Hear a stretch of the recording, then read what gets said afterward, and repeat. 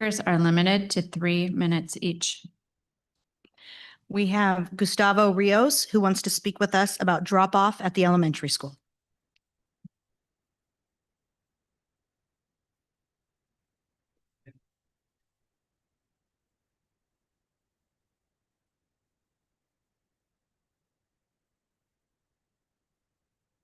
First of all, thank everyone here doing what you do for the kids, for the school, for the county. The reason I'm here, I wanted to bring up the facts of drop-off at elementary school. It's been going on back and forth, and I think it's getting to the point where I think it's time to readdress the issue. It's becoming something that is not very consistent when it comes to either a police officer there or following the guidelines and the rules when it comes to drop off. There's a lot of cars that are sitting there without any drivers. There's also parents sitting there with their phones and checking emails with no children around. They're done their diligency and dropping off kids. I had the opportunity to see a couple of schools in Napa. It just happens to be during the week, during drop-offs, and they actually have created this lane with cones and even plastic, just little chains, where it actually becomes a drop-off lane, where you pull to the front, you get off your kids, and then you move on, right? We all know that area gets very congested between 8 a.m. and 8:29, mostly 8:29. Because everybody's late, dropping off their kids. There's also the idea and thinking out loud of maybe trying to tell the city to stay away from the area if you don't have anything to do with elementary drop-off, because it also creates congestion. Anyways, they used to give tickets away. They used to give tickets. I don't think that's a solution. I think the solution is just to be a little more consistent. I know there is a runabout inside the school. I think that for safety has been closed. I don't know the exact speculations for that. But definitely something that it needs to be addressed. Double parking, sometimes even on the other side of the street, they're double parking and kids are crossing over. It's just a lot. I think that what we're trying to here is mostly make it efficient, make it quick. I think parents are allowed to go park and walk their kids inside a school that they choose to. But I think we need to work on an actual drop-off lane versus a hanging out and creating accidents that we don't want to talk about. And you want me to translate that into Spanish, or is that okay? I can do that. I mean, yeah. Buenas tardes, Gustavo Ríos, soy un padre de unos niños de la escuela de elementary aquí en Calistoga.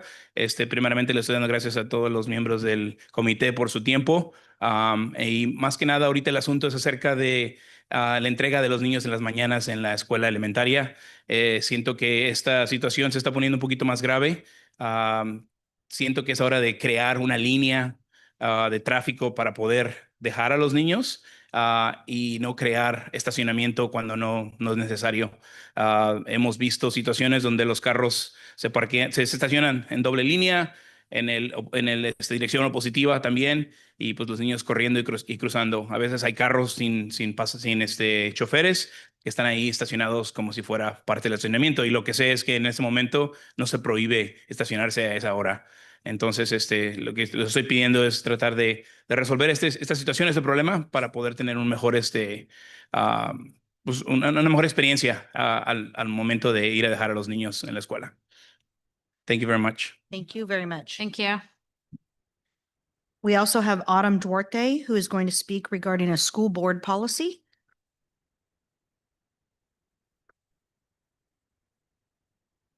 Good afternoon. I'm Autumn Duarte, third grade teacher and the sixth grade tutor. I am here to ask the board to consider revising our school board policy regarding student dress code at the elementary school. I feel privileged to have intentionally created connections with students and that they feel comfortable coming to me and sharing their thoughts and feelings. This year more than ever, students are coming to me expressing how the dress code policies make them feel self-conscious and insecure in their bodies. It is not simply the policies themselves, but the implementation of them. Students have expressed that they feel that certain students are targeted more than others, especially those that are more developed for their age.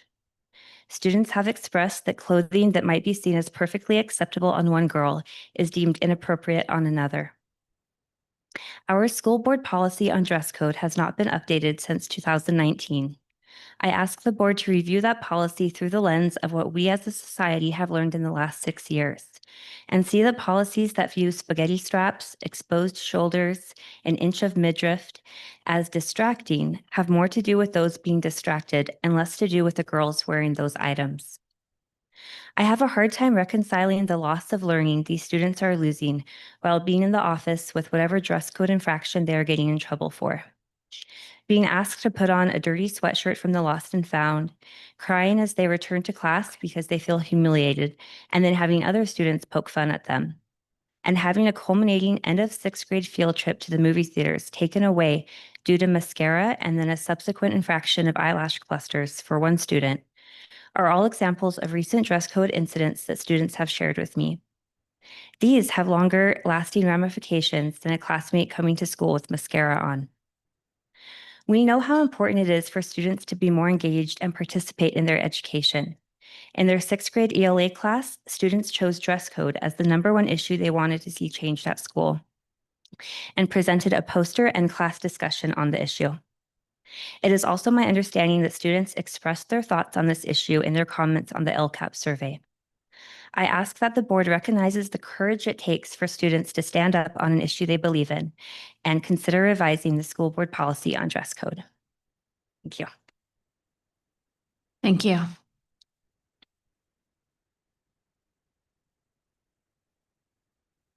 All right, no more speakers?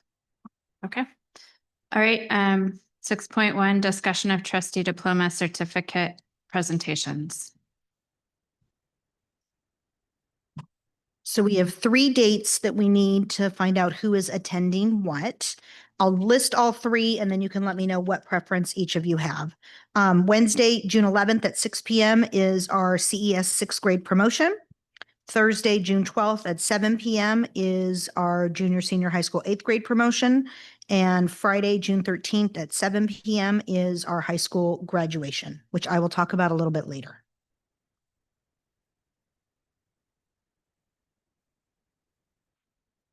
Available for all 3 that have preference.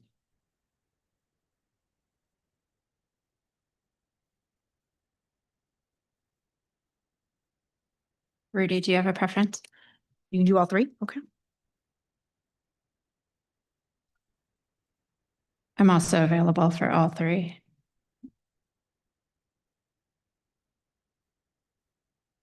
Thank you. All right. 6.2, Citizens Bond Oversight Committee report.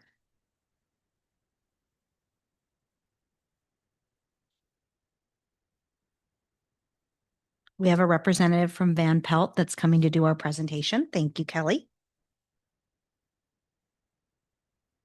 All right. I am on. Wonderful. All right.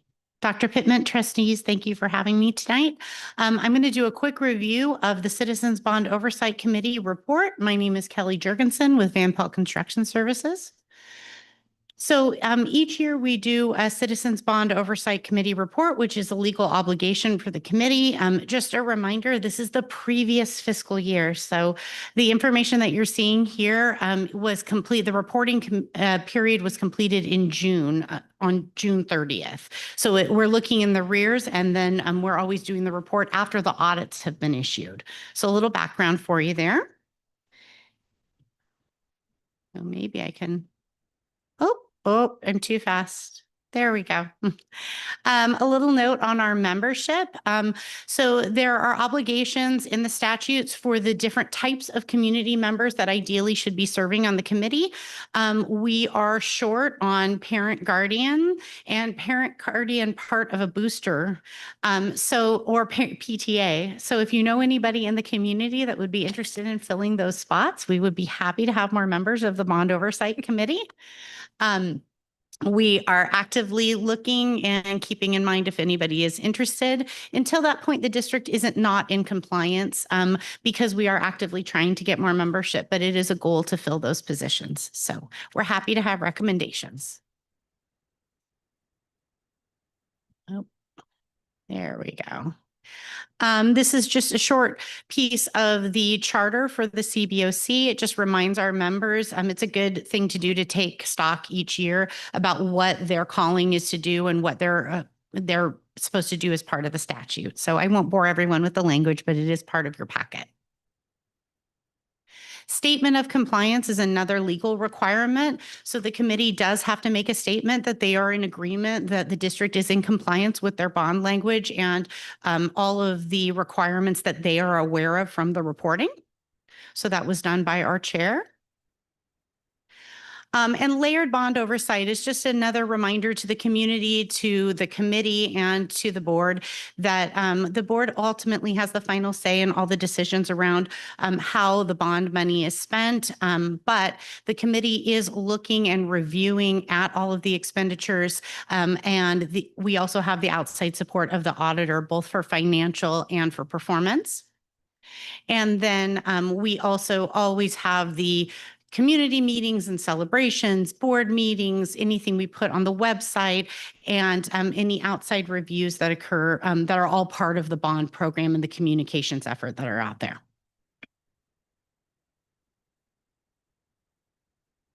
Sorry, I'm not very good at this trackpad. Sorry. It's very sensitive. There we go. Audit summary. Are you going to help me? Thank you. Do you want to go back? Oh, that one, the one you want to present on? Yes. Okay. You're awesome. Thanks. Okay, so along with that, the committee does receive both the performance and the financial audit, and we do get a presentation from the auditors. So as the board is aware, there were no findings both with the performance, which is the procurement and paper process associated with the bond, and the financial bookkeeping side that the district takes care of. So no findings at all. The committee receives that report and a presentation from the auditor where they're allowed to ask questions. I'm trying. It's not working. Let's see. If you click into it. Here, try. Okay. Oh, yeah, I didn't. That's okay. Okay. Yeah, you'll have to. Oh, that works. Okay, Okay, yeah. wonderful. Thank you. All right, I think we skipped one though.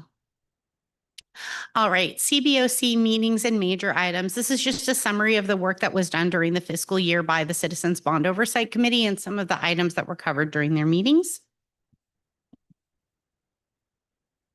A summary of bond projects. As the board's aware, there's a number of items that we have completed as part of measures A and B, as well as ongoing projects that we're excited to complete, like the new STEM building coming up.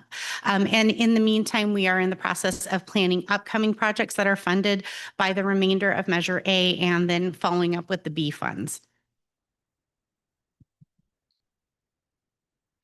The implementation plan is the budget that keeps us on track. It's something that we share regularly with the committee members. And each one of these line items ties back to a project level budget that carries contingencies and anticipated expenditures associated with all the different work that goes into having a project. Major takeaways is an item that we do in all of our CBOC reporting. It allows the committee to comment positively, negatively, no negative ones here, thankfully, and how they think the bond program's doing, how their work is going, and things like that. So we have this year's observations, and then we also have the previous year's observations, so we can track those over time. Additional information attached to this report are the meeting minutes for each of the 4 meetings that we had during the fiscal year. Both of the bond audits, both performance and financial for both of the 2 bond measures. And that completes the report for this year. So I do want to take a moment to thank the members of the committee because they are really great to work with and really great committed community members. So it's a pleasure to work with this committee.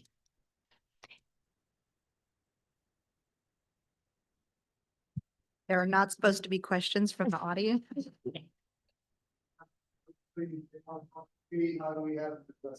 You can have them reach out to Maureen Hester. Thank you for that question. Are there any questions from the board? Thank you very much All for right, thank you. joining us this evening. All right, 6.3 LCAP survey results and next steps. So I just wanted to update the board on where we are. We've completed the LCAP survey.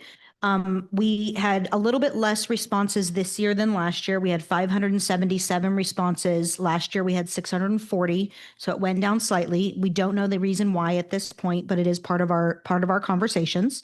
Of our students, 53% of the students that could complete the survey did. Of our families, 37% of the families that could complete the survey did. And of our staff, 63% of the staff that are, well, all of our staff completed the survey. Overall results that we have right now is district-wide, based on all of the survey responses related to goal 1, 84% of the respondents feel that we are making progress towards goal 1. 83% feel that we are making progress towards goal 2, and 79% believe that we're making progress towards goal 3. Our next steps include taking the thoughts that were submitted by each of the types of respondents and looking over them with our entire DLT team, having a conversation about what those thoughts mean, what are the top rated thoughts, and how does that have an impact on the LCAP? If it doesn't have an impact on the LCAP, does it have an impact someplace else that we want to address? And so the DLT team will continue to look through those thoughts and analyze what our next steps are. And we have a full day release day on June 2nd where we're going to do that work. Following that work, we will then present those findings to the board along with next steps regarding the LCAP. And then in terms of the LCAP itself, the public the public hearing is on June 2nd with the board adoption on June 16th. So those are our next steps. I had a question. How was the attendance at the LCAP where parents could come live to the gymnasium and fill out the surveys?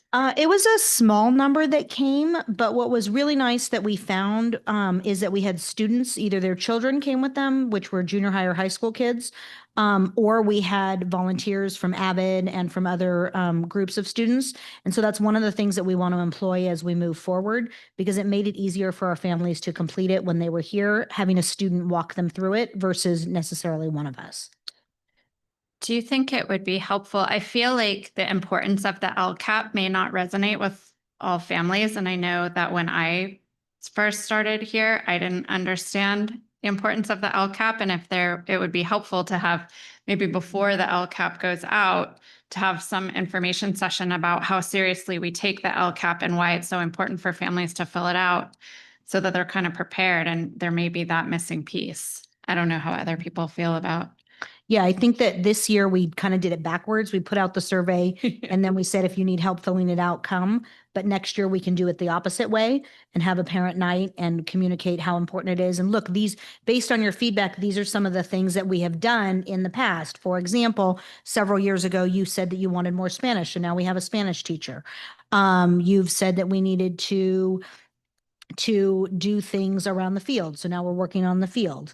Our students said we needed to improve our bathrooms at the junior senior high school. So then we acted upon that. So taking into consideration if there are comments about dress code or homework, and then we're now evaluating policies. So yes, to have a conversation with our families and talk about, based on your feedback, these are the things that we're changing. Sometimes we might not make a change. Like, for example, there might be a comment that we want to increase recess, and we're not going to increase recess. But we can talk about why we're not doing that, and that your input is really important, and that based on what you are telling us, these are the modifications that we're making. Right, exactly. Like, I think that families it may not be resonating as much as we'd like it to, how much we take into consideration what families want, and that we are listening and we are trying to make changes based on the input that we receive. Absolutely. Okay. All right, 7.1 Napa Valley Office of Education, second interim report.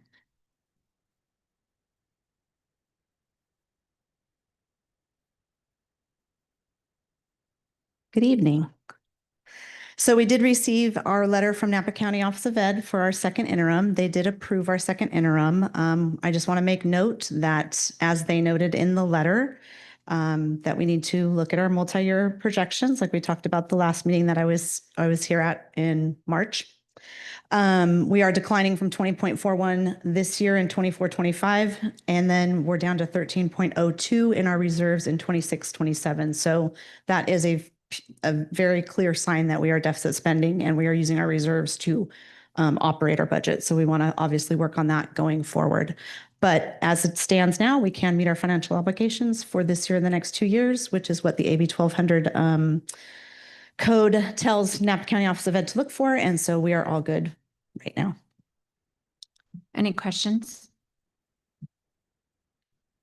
All right, 8.1, student representative.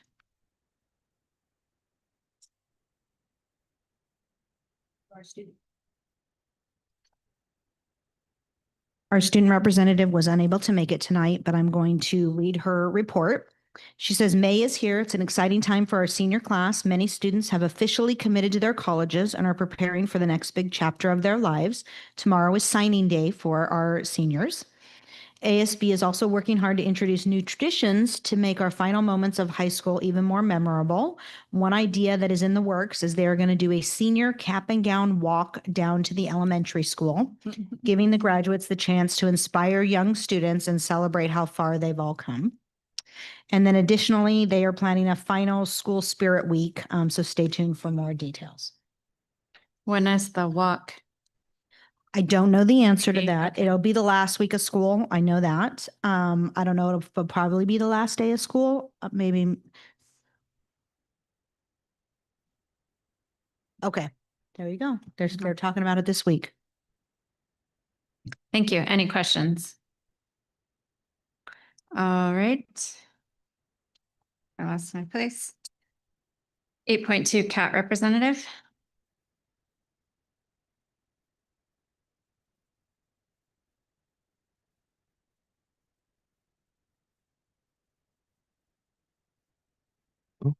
All right. So I don't have a lot to report, just a few things we wanted to say.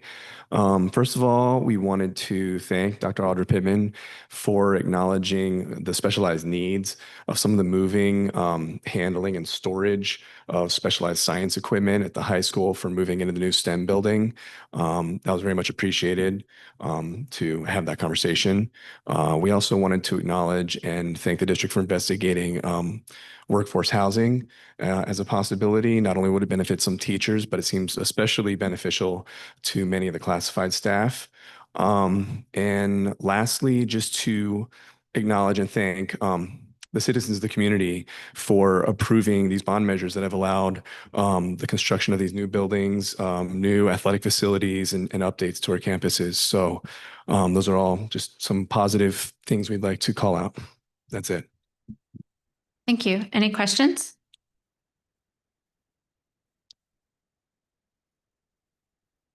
All right, 8.3 Classified School Employee Association. No report. So dramatic. 8.4 Calistoga Elementary School Principal. All right, good evening, everyone. And our report is a little shorter tonight. I noticed, I think it's because we had our board meeting like mid-April. So basically we finished out last week, the last of our 3 release days. During those days, we looked at the CASP schedule and making sure that our students who needed accommodations were receiving those. We also looked at SEL survey results and preliminary LCAP results with respect to progress on goals. We are going to be starting our CASP actually tomorrow with 5th grade. It's a different schedule in that this week our 6th grade students are in Yosemite. The following week, our 5th grade students are going to be going to Marin Headlands, and 5th grade also has the largest amount of or the most amount of tests that they have to take. So they are going to be starting this week. Then they'll be taking a Marin Headlands break and then continuing testing with everyone else.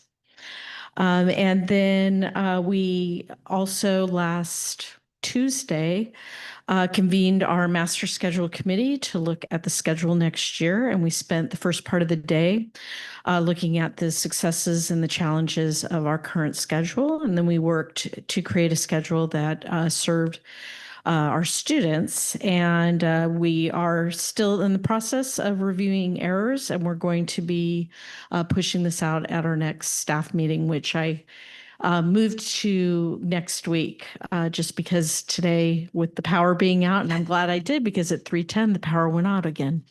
So we'll be working on that as a staff as well. With respect to LCAP goal number 2, providing a safe, healthy, and positive school environment. This year we had our jogathon on April 18th. Staff and parent feedback was very positive. They felt that that the organization went really well and that students got more time to actually be on the track. They also liked how we created groups out of each teacher by color so that they had a staggered start, so that there wasn't the pressure, to be at the first of the line. And thank you to Michelle Hickman for going through and counting all of those pledges. My goodness. And I think her son helped out as well.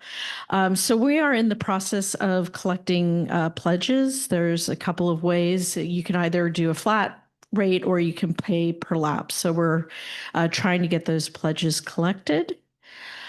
With respect to increasing parent engagement and enhancing communication, we had a really great parent turnout for the jogathon, which really helped out with following that schedule. And I think once many of our parents have more than one child at our school.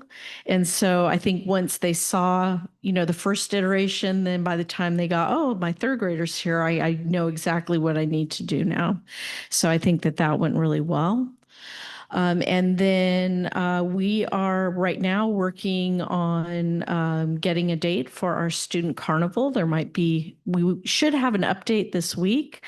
But what we have done is based on working with our parent engagement group that we meet once a month on Friday morning. We did a survey of 2 families because we noticed at the last carnival that we just didn't get as high a participation as the year before. So we wanted to double check to see, which day would work out best. They're really wanting a Friday. And I was also impressed that we got like 75 respondents. So I feel like our parents, if we send things out in a very targeted, like not having to take a 20-minute survey, they're answering right away. So I was really impressed with that. So we hopefully this week we'll have a definitive answer about when we're going to do our carnival this month. So that is my report for today. Any questions? Thank you. Oh, sorry. Go ahead. Sorry. You didn't talk fast I just enough. want to say that the end of year carnival is definitely looked forward to, at least by my 4th grader. She is already counting down the days and the date's not even set yet. So it's definitely an end of year celebration that a lot of kids and families look forward to. So thank you. All right. 8.5 Calistoga Junior Senior High School Principal. Good evening, everyone. In regards to LCAP Goal 1, ensuring academic excellence for all students, CJSHS held CASP testing at the end of April with a modified schedule that proved to help support student completion rates. By the end of the first week, CJSHS had an 85% completion rate. That's the highest we've ever had after 4 days. We were really excited. We then worked on makeups and were able to get higher, about to 90% by the end of that first week. Then last week, we started our CAST science test. It was given only to 8th and 11th graders in their science class. If you speak to any of the 8th and 11th graders, they will tell you, quite frankly, that they need more time and they want to know why we didn't add it to the Friday. So I did share with them, we will make that adjustment for next year and add it to our modified Friday schedule. They also would like snacks. So we did snacks Monday through Thursday. Friday, we did not. And many kids came up to me and were asking the teachers, why didn't we get snacks? And we thought, well, since it's a regular bell schedule, they're going to get their regular brunch. But I think the 4 days was pretty successful, and I think the kids felt more comfortable in that environment. So we will definitely be doing that next year, a full 5-day testing week. We are noticing that the science test is taking a lot longer than prior years. So we are going to have more makeups that we will be working on in the next 2 weeks. Also, starting tomorrow, we will start our advanced placement exams, and several students will be taking these exams in the big gym. We will be turning off bells, and it's very secure. All exams this year will be proctored using a new app called Blue Book, and it's on the Chromebook. So there's no more paper and pencil AP exam. This is the first year they're doing everything electronically. Last year, they piloted, I think, 1 or 2 of the tests electronically. This year, everything is electronic. I did reach out to our AP teacher today, not to frighten or scare anyone, but just in case we have another power outage tomorrow, I wanted to be prepared. And we're pretty sure and certain that it wouldn't require internet. So there is a way to use the app without internet. So let's hope we have full internet tomorrow and everything is good. Additionally, this week, our PLC team we attended today our training for professional learning communities, and our focus is responding to intervention when our students are not meeting the standard. And we will continue our school-wide focus of sharing student work and strategies that demonstrate the standard of supporting a claim with evidence. In regards to LCAP Goal 2, providing a safe, healthy, and positive school environment, during CASP Week, we held our first Wild Week, which we decided to create a nice title for it, Wildcats Get Informed, Level Up, and Discover. During this week, we welcomed several presenters to our campus to share resources and information. CJSHS has also created a survey to go out to all the student participants to get feedback and suggestions for Wild Week activities 25-26. We have also completed a review of academics and attendance, and we'll be giving out, we have actually already given out a recognition letter for all students with a GPA of 3.5 and above and 3.0 and above. We will be also recognizing students with 95% attendance and or growth on one of the sections of MAP, ELA, Math, or Science.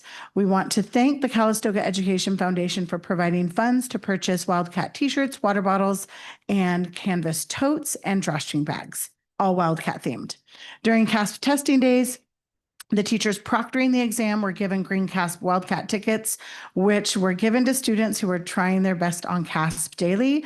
We then did a daily drawing at the end of each day and selected winners that we announced, and they got to pick a canvas tote or a drawstring bag.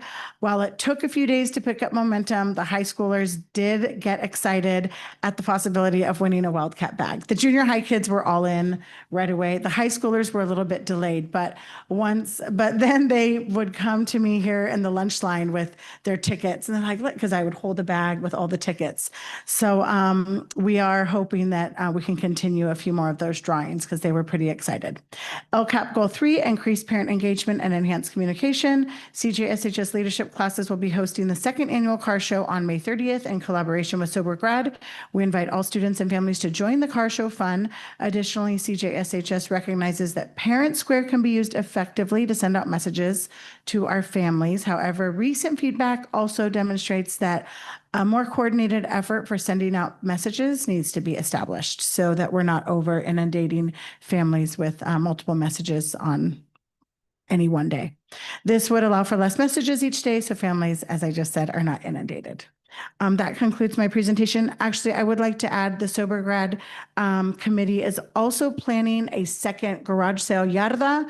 The last one they got rained out. So they do have all of the belongings that they have stored, and they're hoping to do another one, I believe, at the end of May, maybe May 23rd. And they would love to have, I think it's actually the 25th, May 25th. So we will get a flyer out to everyone if you'd like to donate or come and support the yard sale in support of Sober Grad. Any questions?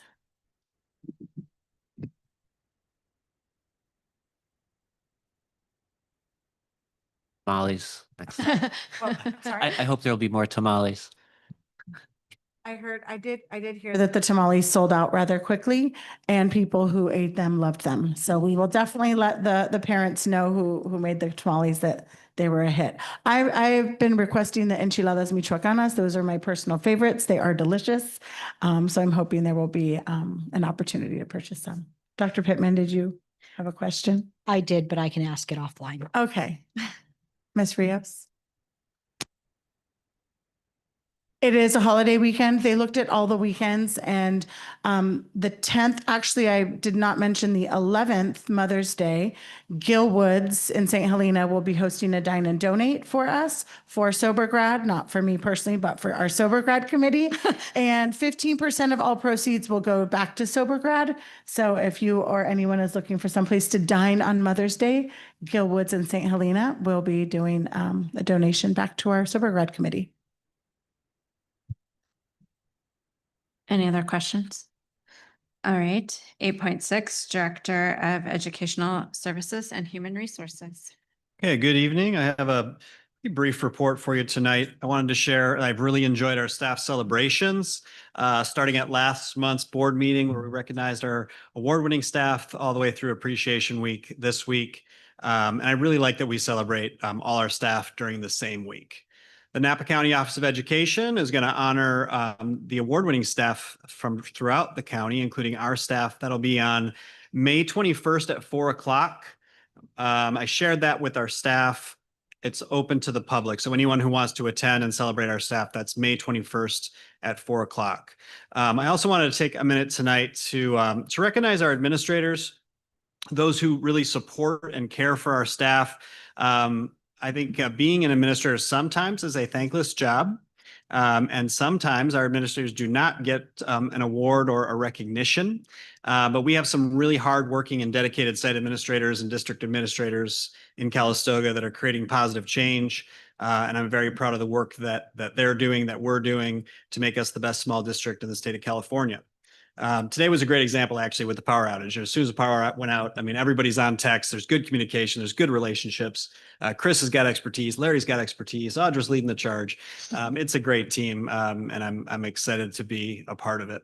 Other than that, it's just planning for next year. Looking at our programs, our professional development, our staffing. Trying to keep our core programs in front of us and also think about our supplementary programs. What adjustments do we need to make next year to make us better, to address those areas where we know we can get better? And that's my report for tonight. Any questions? All right, 8.7, Director of Business Services.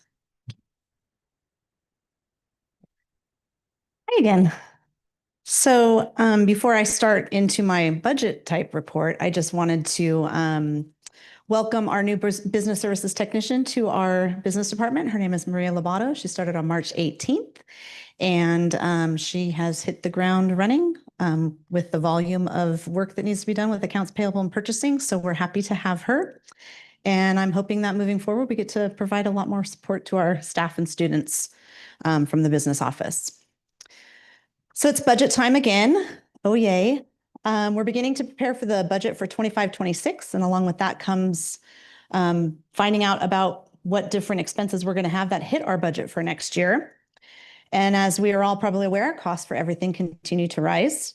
One of the areas I want to talk about tonight in our budget for next year that's going to get hit hard is insurance rates for property and liability and workers' comp. I know we've talked about this a little bit before, but I did just receive some percentages from our JPA about what we're looking at for increases next year.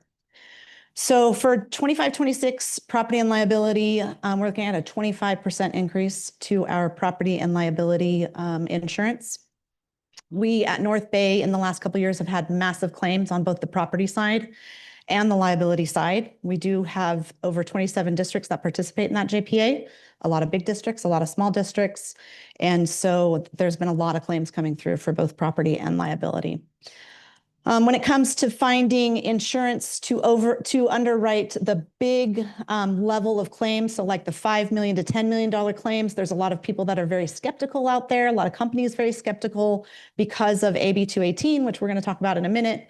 But it is becoming more and more difficult to get those larger companies to back up and underwrite for our JPAs. The approximate total increase is $47,000. That's what that 25% increase equals for us. at our district. We don't know the actual rates until probably the budget's already adopted, so we won't find out until mid-June, late June of what the actual cost is going to be, but that's what they're estimating right now is the 25% increase.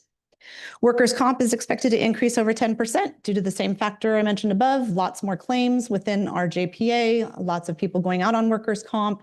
Our own district has seen an increase in claims, and so therefore we're looking at a 10% increase, which is about $17,500. I want to talk about SB 218 again. I have talked about this law with the board before, and this is the sexual abuse law that extended the reporting period for sexual abuse claims to 65 years old over a 3-year window. And in addition to that, the law created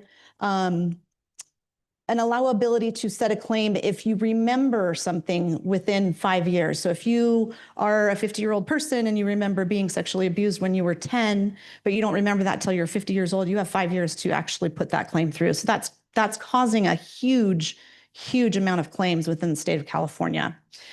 We are being billed by a company called SELF, and that stands for Schools Excess Liability Fund. And they came about in about early 1980s, I think around 1982. So there are claims that are actually predating that fund that they are still trying to capture. The claims right now for some of the verdicts are in the hundreds of millions of dollars in just one case, 2 cases. And remember, I was talking about that $5 and $10 million underwriter that's hard to find. Well, we don't have people over like $100 million. So those costs then go to the district, and those districts have to figure out how to pay those claims. There's a lot of lobbyists right now that are going to Sacramento and actually trying to get the legislature to understand that this is a huge burden on school districts for our current students, because that SELF company that I talked about, they are actually sending out bills to each school district to try and cover all these claims. And those are coming out of our general fund operational budgets. And so this year we are looking at, actually for 25-26, we're looking at an almost $54,000 bill from that SELF liability claim fund.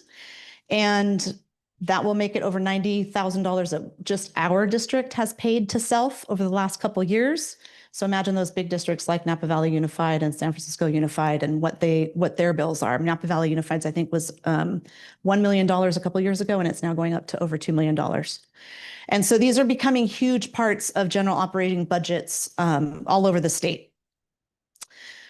Legislative people are very afraid to take this on because victims are victims, right? And they deserve their moment in court, and they deserve the restitution that comes to them. And so there's a lot of people at the state level that won't even think about changing the way SB 218 operates. So in just those 3 items I just talked about, we're looking at a $118,000 increase to our 25-26 budget on just those 3 expenses alone. The other thing I wanted to talk about was our income tax, our property income tax coming in around April 15th. That's our second period that comes to us. So we can have a good look at what our property tax income is going to be for the year. And that came in at 3.66%. As you well know, I always talk about how we budget for 4. So we are under budget right now for property tax income this year.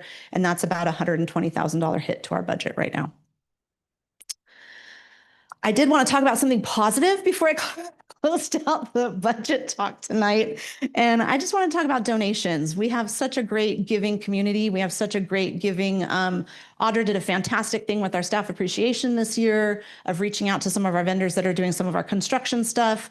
And we've been very blessed with the money that different people have donated to the district for things like every 15 minutes, field trips, to the Headlands and to Yosemite, and then also for our staff appreciation. So to date, we received over $31,000 in donations for just those areas. So that's a very positive note for our wonderful community we live in.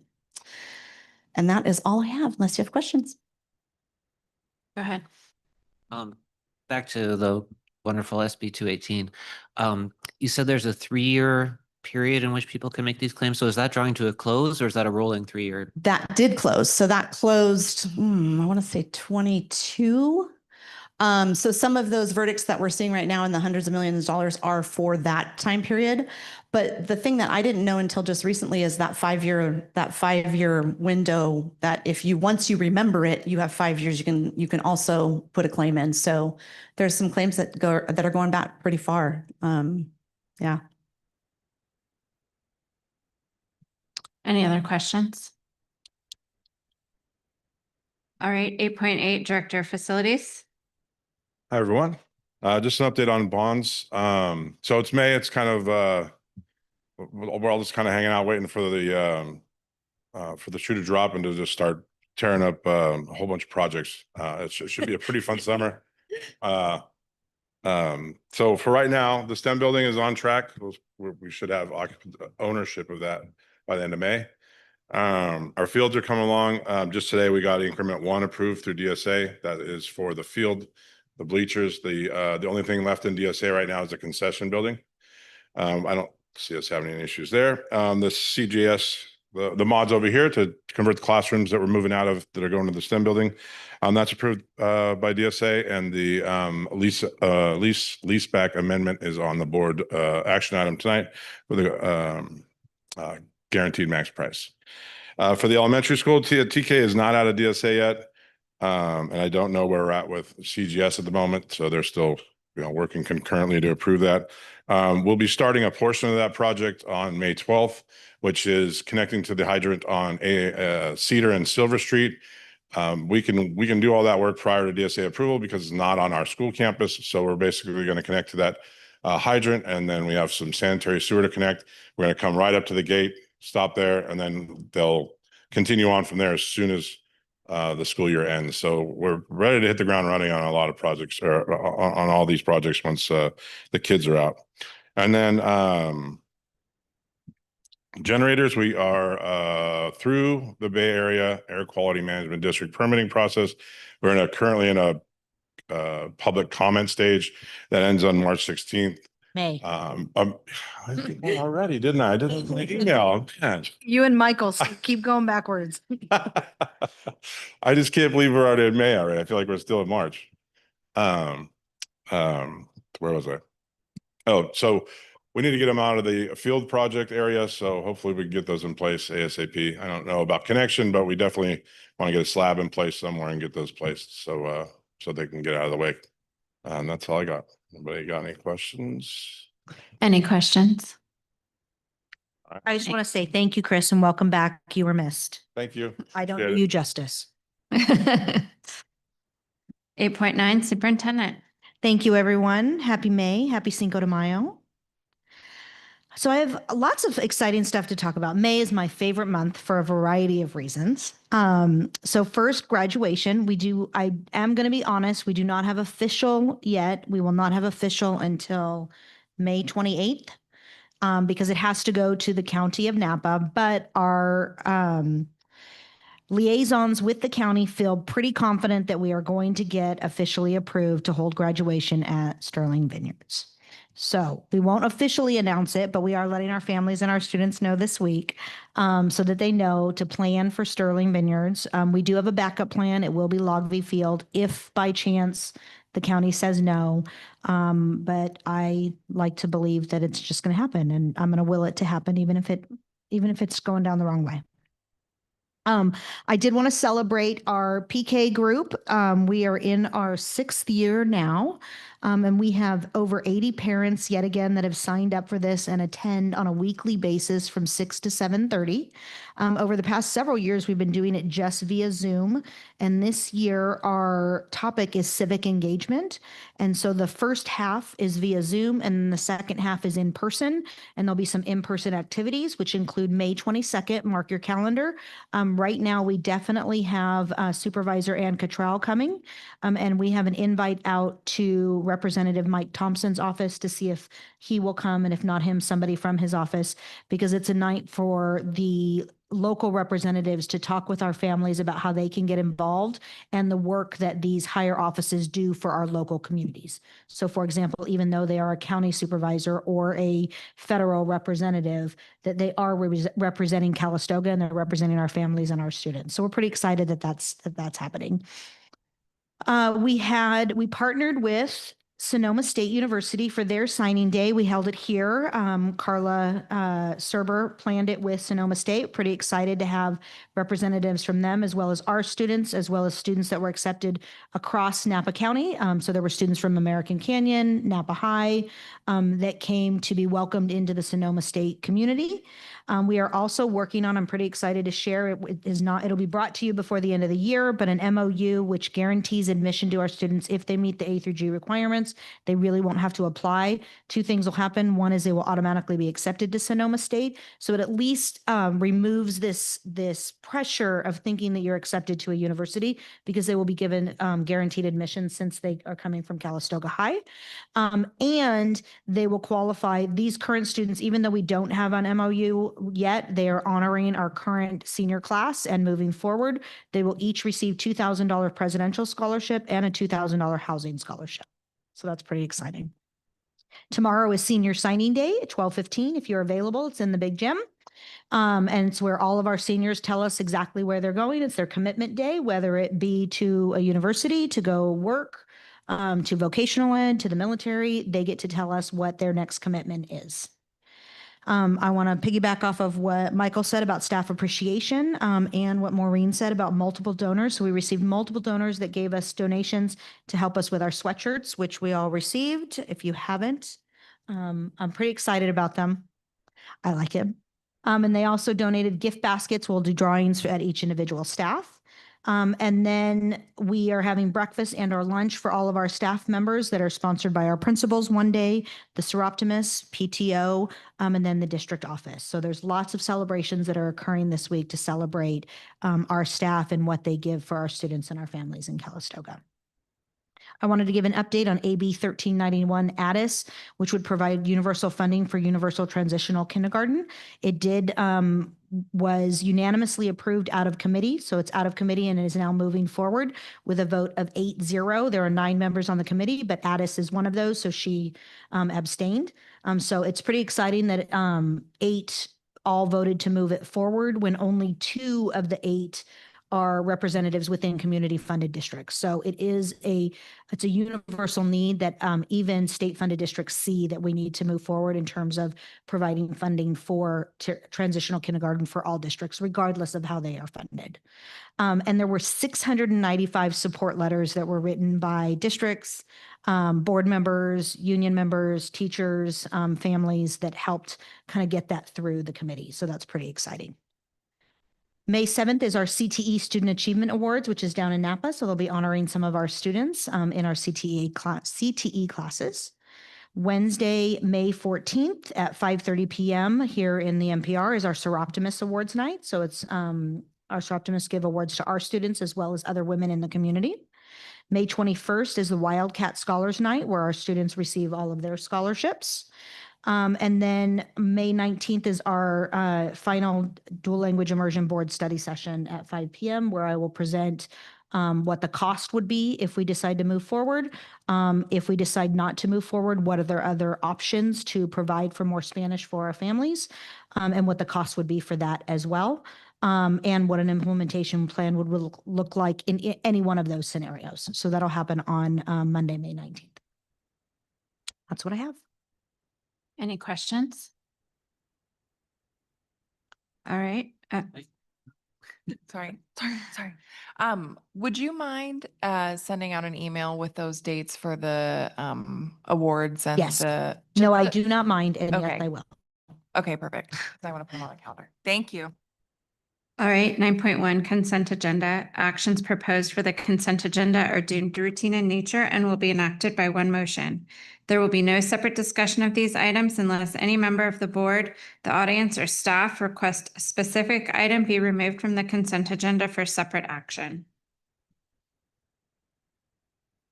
Can I have a motion to approve the consent agenda? Second, Second. all in favor? Aye. Aye. This is a roll call. President Rothberg Allen, aye. Clerk Reed, Aye. Trustee Lopez Jones, Trustee Rios, Trustee Gonzalez. Action items. Protocol for action items includes a staff presentation, questions from the board, public input, deliberation by the board, and voting by the board. During public input, there will be a 3-minute time limit per person. Memorandum of understanding with the Brandon Center.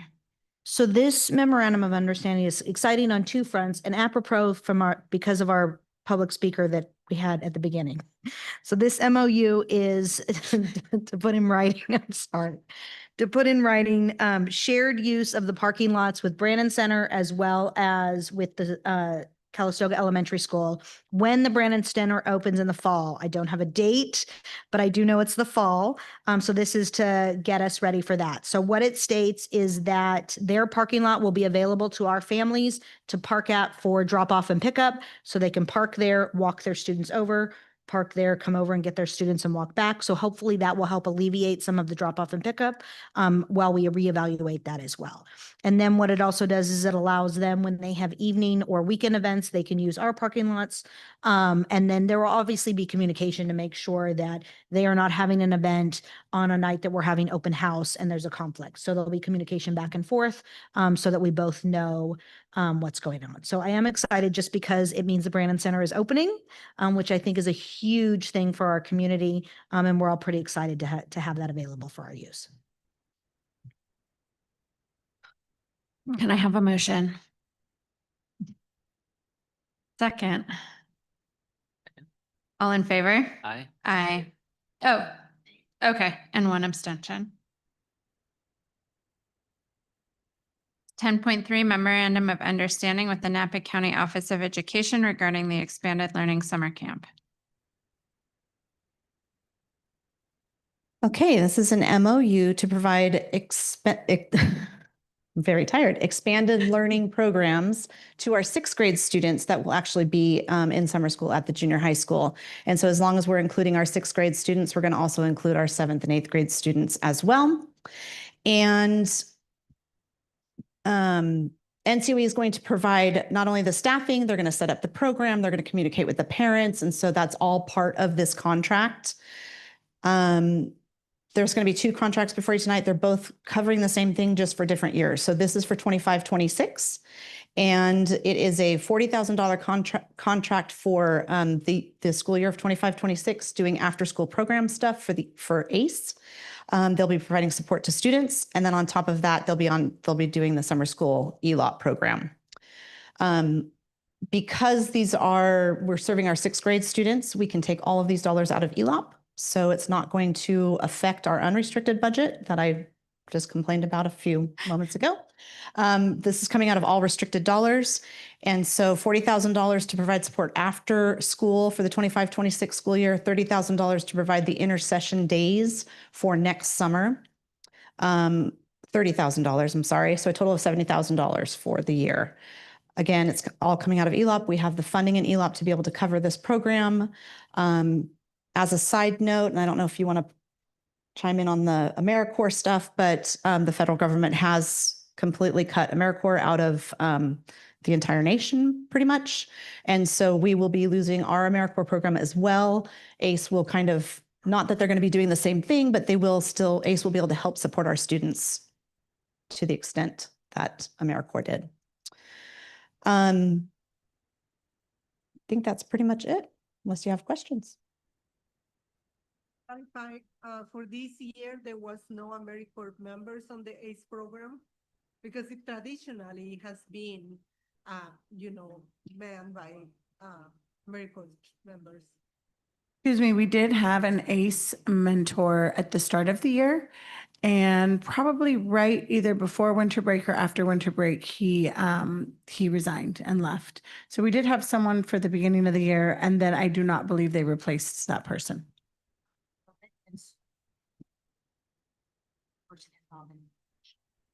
Great, thank you. And this will actually help take place of the AmeriCorps contract. That is a $25,000 contract. So that'll come out of our unrestricted side, and then we'll add to our restricted side with this contract. All right, can I have a motion? All in favor? Aye. Aye. 10.4 Memorandum of Understanding with the Napa County Office of Education regarding ACE expanded learning programming. So this is the exact same thing, but it's for this summer session and it covers the entire summer. So from June 1st through July 30th. And then that contract you just approved is for the next year. So this is a contract for this summer. Can I have a motion? Second. All in favor? Aye. Aye. 10.5 Declaration of Need for Fully Qualified Educators. Bring the Declaration of Need document to you. Let that go. This is a document we bring to you every year in May. And then we submit it to the Commission on Teacher Credentialing in June. And this enables us to employ emergency credentialed teachers. And for our district, you know, we have a good track record of filling our positions with fully credentialed teachers, not emergency credentialed teachers, but there could be a situation where someone goes out on leave and then we need to fill that position with someone who doesn't have the correct credential, but they can get an emergency credential. Or we may have an employee who's teaching outside of their credentialed areas, but is eligible for an emergency permit in another area. So this gives us some flexibility beyond our core program. Can I have a motion? Second. All in favor? Aye. Aye. 10.6 Naming of the Big Gym to the Gene Duffy Memorial Gym. We have a public comment from Rose Beck.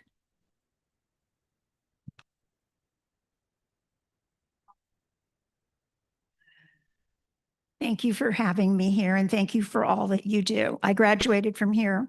My mother did and my son did. So I'm here to stay.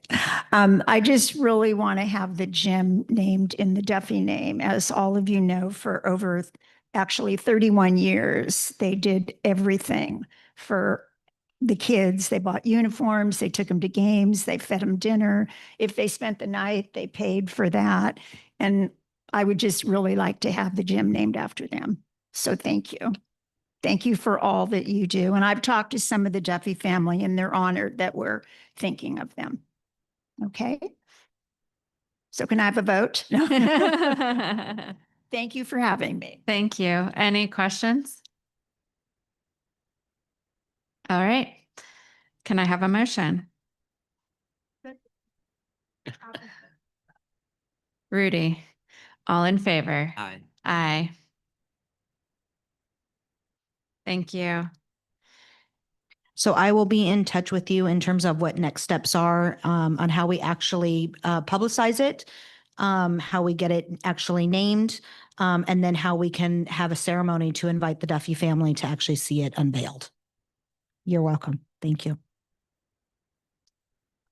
10.7 Donation Agreement with Mr. Dario Satui.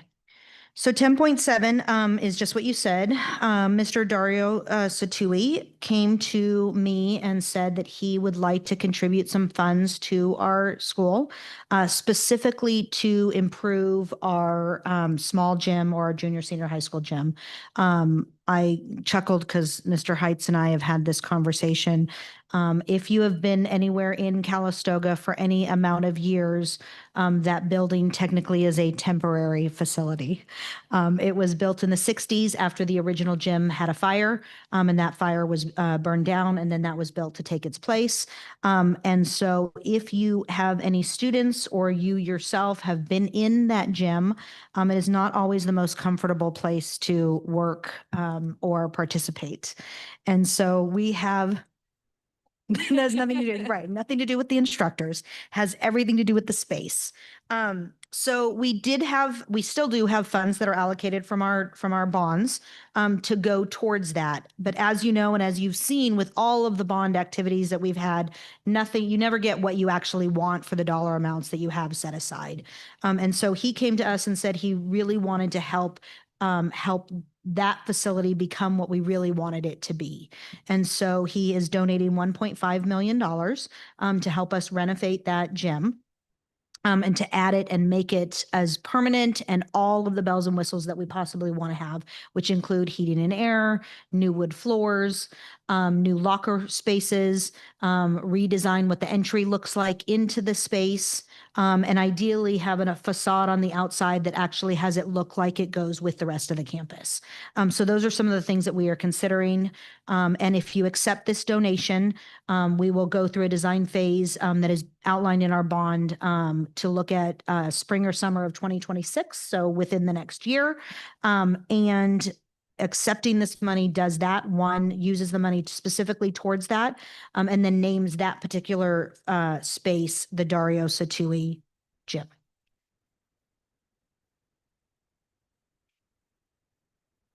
Are you going to make a public comment related to this item? If I could, just to make sure we're not stepping on toes, because if you go into the original lobby on the wall, it says McGreen Gym after a former school board trustee or superintendent possibly in the 1950s, I think. So we may need to do a little bit of background research to make sure we're not renaming and replacing somebody who should still be honored. I will do some research on that. What I do know is our current board policy says that the board can name and rename at their, yes. But I do think it's important to know if that is have a name on it, we need to figure out what that, where that name will go and what the honoring of that individual will be. Have the family or whoever's, notify about the change. Okay. Yeah. That'd be good. Thank you. All right, can I have a motion? A second? All in favor? Aye. Aye. Thank Mr. Satui for us. That's a significant donation.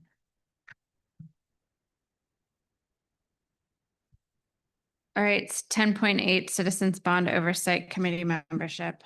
So this is a pretty basic one. Kelly Jurgensen presented the bond, Citizens Bond Oversight Committee report earlier in the evening, and she showed who our members are. And so this is to renew those individual members for another 2 years on the committee. So we're asking that the board approve them. Again, it's accepting all 4 of them that are already on the committee. And as Kelly stated, we're still always looking for more. So if you know more people that are interested, we can always bring them back at a later time. But this particular action item is just to continue the current 4 that are on the committee to have them serve another 2 years.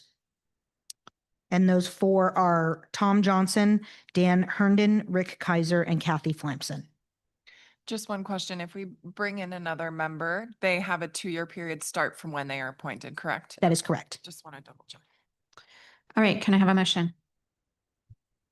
So moved. Second? All in favor? Was Aye. Rudy the second? Aye, yes. Please give them our thanks for serving. Absolutely.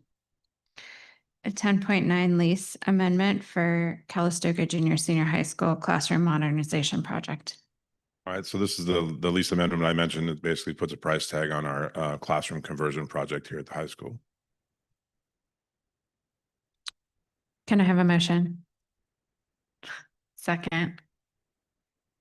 All in favor? Aye. Aye. I missed that. Laurel and Matt? No, Indira. Indira. Oh. And Indira, yeah. 10.10. Resolution 242515. This is to continue to sell our bonds. And so this is asking us to issue and the sale of not to exceed $14.5 million in bonds from our November 8th, 2022 Measure B bond. So we're asking the board to approve this resolution so that we can go out and sell these by June, which will then add to our cash flow to continue the work that we are currently doing. Can I have a motion? Second? Second. All in favor? Aye. Aye. 10.11 Board Policies and Administrative Regulations, second reading. So we have the homework policy along with the stakeholder feedback that we sent out after last month's board meeting. The feedback that we received is important and I think will help with the implementation of the policy. But I don't think it impacts the policy that we need to bring back to you for approval. So we bring the homework policy to you for approval unchanged. Just one question, that the homework policy stakeholder feedback was cut off And it looks like a new version was uploaded, but it says that it's not supported to open because it's a .ods file. Yeah, I think we, that's a Google Doc, that's the survey format we used, and they uploaded the PDF, which I think did cut off some of the verbiage. So I think we tried to upload, a new, copy. Mhm. And if it didn't work, we can get that to you. So if we want to approve it tonight, we can. If you prefer to wait so you can see all the feedback, we can do that as well.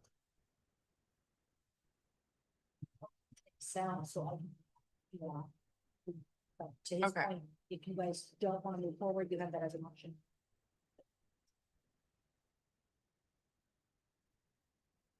Table that. Okay. All right, we'll table it for next board meeting. Or do we need to vote on tabling it? Okay, Well, yeah, you can make a motion to table it for the minutes. I make a motion to table this item. This item for next board meeting. can I have a second? All right, all in favor? Aye. Aye. And then we'll fix it and have it up. Okay. Closing items, board member reports. Go ahead, Matt. I have a couple items. First of all, I got to participate in the career fair here on the campus here, and it was really fun. I think we have a lot of future barbers from what I saw. It was a very popular booth, and I sure saw how I had some wonderful conversations with students interested in viticulture and enology, but not very many. And I think it might be because compared to some of the other tables, I had nothing on my table. Everyone else had piles of sweatshirts and stuff. But speaking of bringing things, I'd like to thank Rotary for bringing coffee and pastries, which were welcome.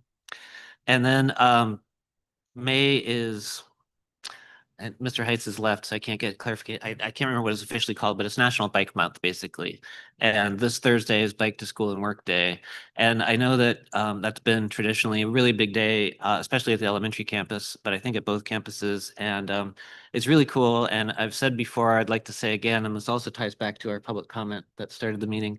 It can always be Bike to School Day. And that would really cut down on the traffic in front of the campuses, and that'd be great. Most of our students, certainly not all, but most of our students live within a safe bikeable distance of both campuses, and I'd love to see more of that. So I'm all for encouraging biking this Thursday, but let's encourage it all the time. Can I add something to that? For Napa County, it's the 15th. So we are hosting, I think, both sites are going to celebrate the 15th. Great, thank you. And then I should have had this on my list and I apologize. I had nominated and they were accepted as the Napa County Bike Champions, both Eric Heights and Louise Owens. So we need to celebrate that as well.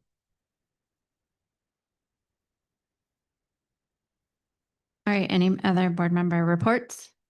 Yes, I would like to report that I was invited to the student, the week of knowledge. So how you call it?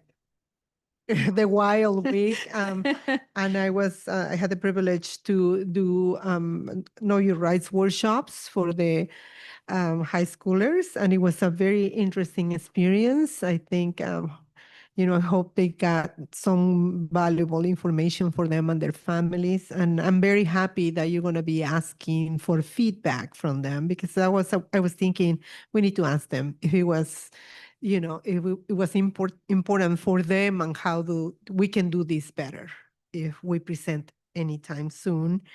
And also wanted to report that I was invited to the PK presentation on the 22nd. I'm probably going to be doing it via Zoom because I won't be in person.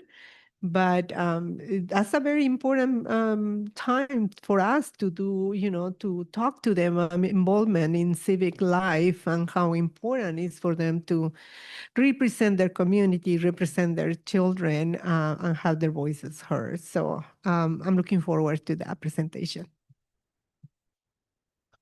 Thank you. Anyone else? All right, board meeting calendar. We have 2 meetings in June 2nd and June 16th. And then we have our meeting in May. Tentative future agenda items, the 25-26 budget, the LCAP and the board self-evaluation. No need to reconvene to close session. Can I have a motion to adjourn the meeting? All in favor? Aye. Aye. Thanks, everyone.